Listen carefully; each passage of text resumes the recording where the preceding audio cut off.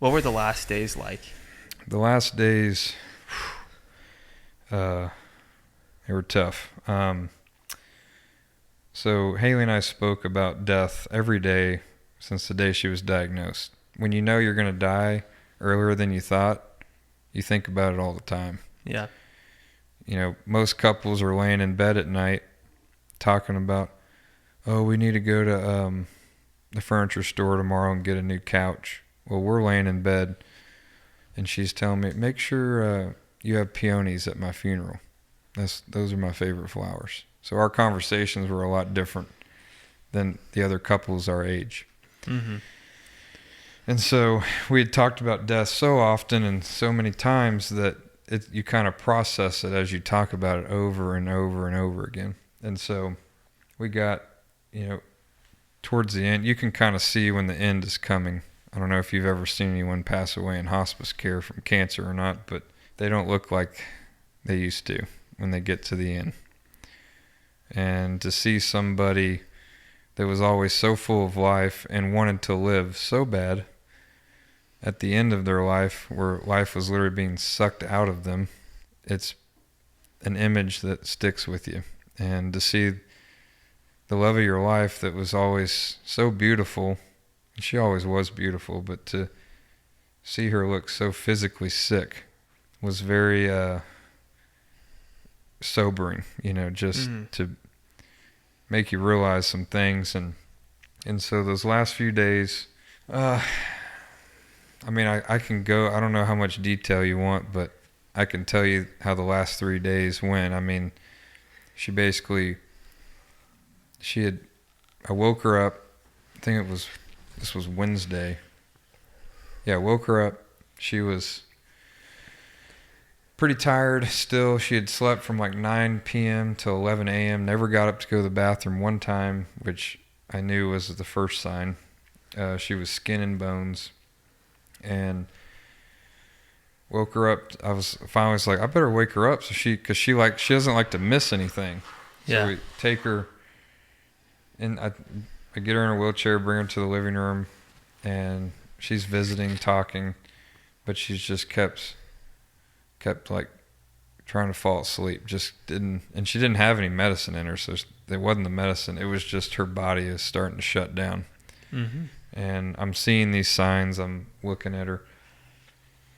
So I think it was like noon or 1, and I was like, why don't you need to go to the bathroom? I was like, let's go try to go to the bathroom. So go into the restroom. I get her onto the toilet, and she can't go, which is telling me not only can she not go, she literally can't. There's just nothing. She hasn't eaten anything in days. She's not drinking water anymore. It's just, it's shutting down. And so I get her off. She spends like 20, 30 minutes trying to go to the bathroom. Can't. I get her back in the wheelchair. And I think the energy that she used to try to stand up as I helped walk her to the wheelchair was enough energy to kind of like send her like over the edge a little bit. And she kind of had this episode, and she was like looking up at something, and her head was shaking. And I was like, Hayley, you okay? She wasn't talking. It was frightening. I didn't know what to do, so I grabbed my phone to get a video of what she was doing so I could send it to the hospice nurse, because I didn't know what to do or what was happening. So I sent it to her, and I think her words were, she's close. I'm on my way. And so I wheeled Hayley back into the living room.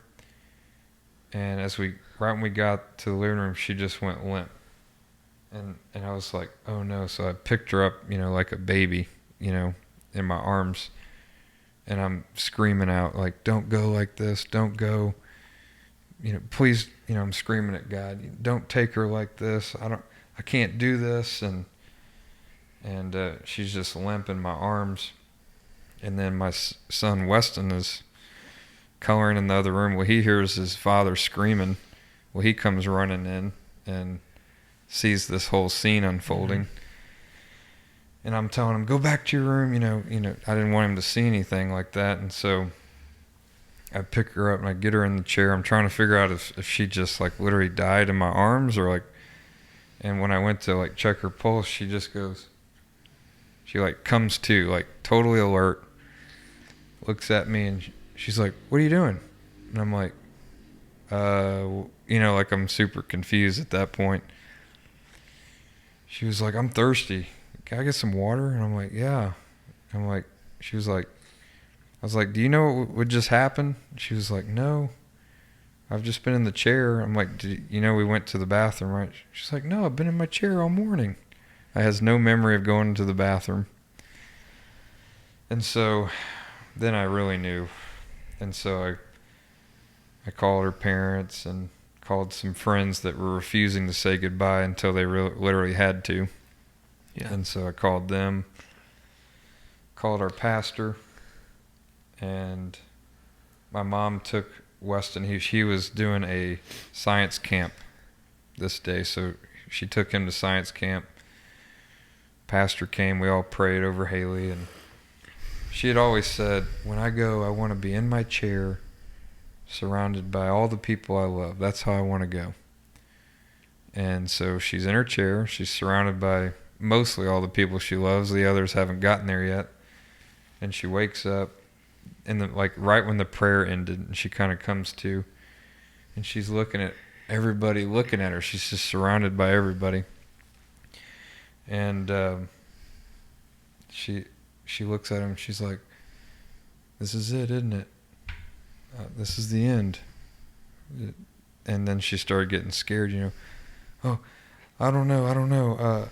And she started panicking. And then the hospice nurse "Oh, we need to give her some anxiety medicine. She's gonna have a panic attack." And so give her some anxiety medicine. It calms her down.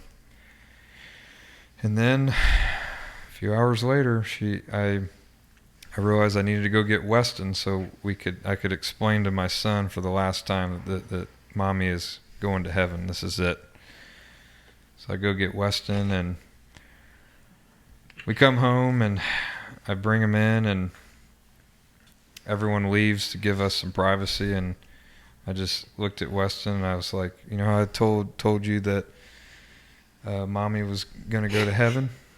And he said, "Yeah, I know, Dad." I said, "Well, Jesus is coming, and I just want you to know that your mother fought really hard." And I wanted him to understand. We were both holding Hayley's hand, and Hayley was in a sleep state.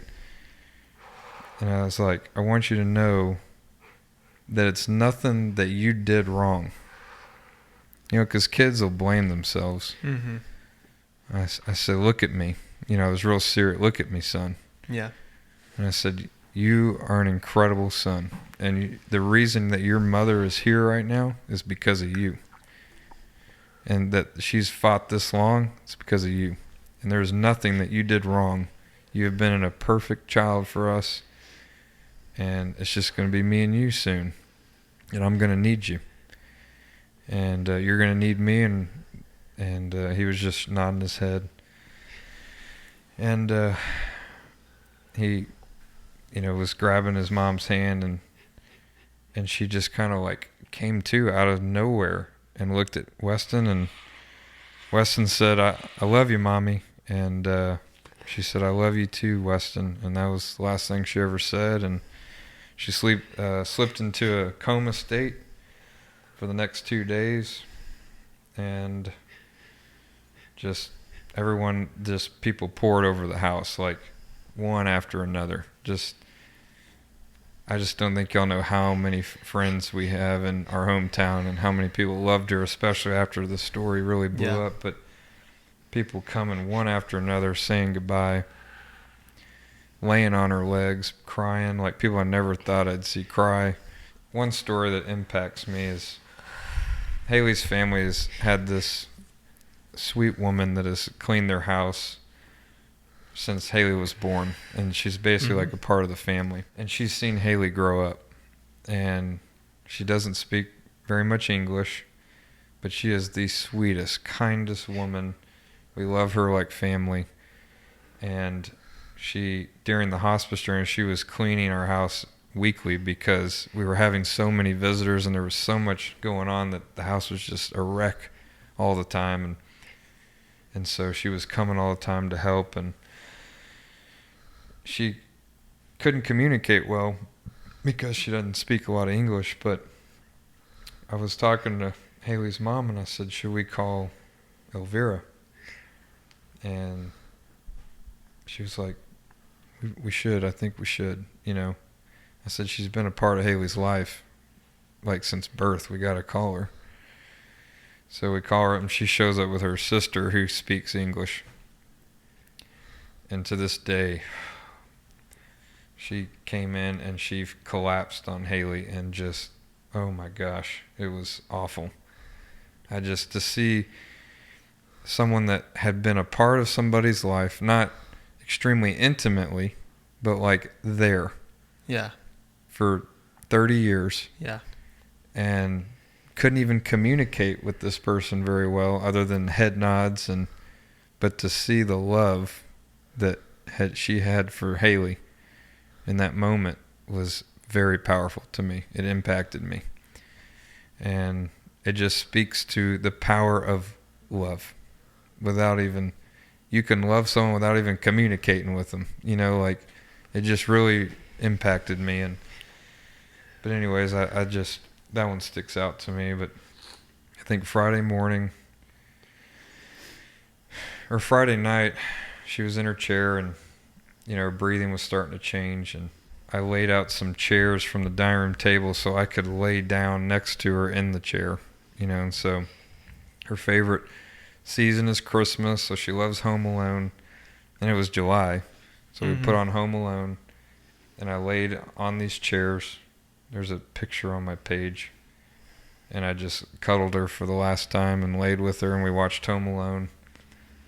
And then finally I went to bed, and her sister was really helpful in giving her the meds every few hours. And that was just something I really struggled with. I did everything a caregiver does, but I just struggled with giving her the morphine every few hours. And her sister stepped up and did that. And so I remember she woke me up at 6 o'clock and said, we need you to come now. Her breathing's changed. So I go, I run next to her chair, and holding her hand, and we're just silently, I'm sitting there. It's her sister, me, and Hayley's cousin. And she takes 3 big breaths and then just lets out a big sigh. And that was it.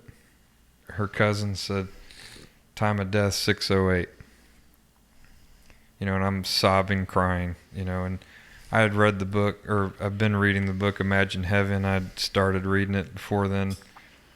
And in the book, they talk about when you pass away, your spirit goes up and it kind of lingers in the top of the room. So when she passed, I knew that she was up there. So, I looked up and I blew her a kiss, and, and then he had said time of death 6:08. And then I realized, when I did the Ironman for ovarian cancer, I got the Ironman tattoo, but underneath I got my favorite Bible verse, Isaiah 6:8. She died at 6:08. And it says, for I hear the voice of the Lord saying, who shall I send? Who will go before us? And I said, here am I, send me. And that's the way I like to live my life.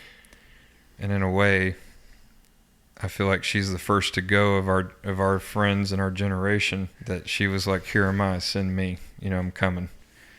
And I don't know, it's just something that I hold on to. And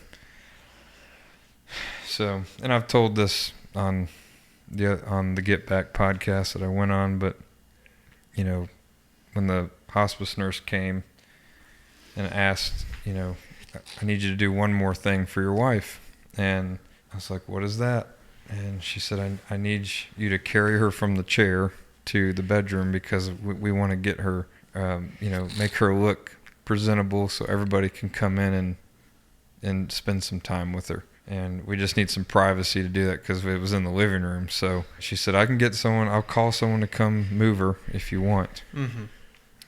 And I was like, no, it's my job. That's what I'm put on this earth to do, is to do this, and let me do it. And So everybody stepped out, went to the backyard, and I have two big bay windows by the chair, so you can see right into the living room. And I went to pick her up, and like I've said before, you expect it to be an organic feeling of picking somebody up, but she had been passed away for over an hour. She was very cold and stiff at that point, which it just was not natural, and it sticks with me. And I picked her up and walk into the bedroom, and I glance out the back window, and I see all my friends and family, friends I've grown up with. They're all standing there silently, not talking to each other, watching me carry my deceased 30-year-old wife.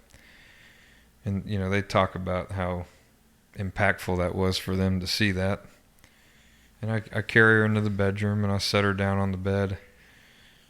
And I speak about this all the time. I'm a religious person. I just am. And, just as Christ on the cross said, it is finished. He carried out his mission, right? It is finished. And I literally laid her down, and I looked up, and I said, it is finished. And I had 8 years of all the memories of taking care of her, the sleepless nights, the hard talks, the fears, the appointments, the medical bills, the scans, I can't tell you how much of it crossed through my mind in a matter of a second. Yeah. And it is finished. And I fell to my knees, and I said, I finished the race. Like, I did it. Like, I can hold my head up and know that I was committed to the end, and that I never left, and that she was my priority, and that carrying her was my last 1% to give to her. I had expended everything at that point. So it was a very sentimental moment for me, and very impactful, that I felt that I had finished the race. And I was proud of what she went through and how she carried herself and the impact that she made on so many people. And I say it all the time, I'm just damn proud of her.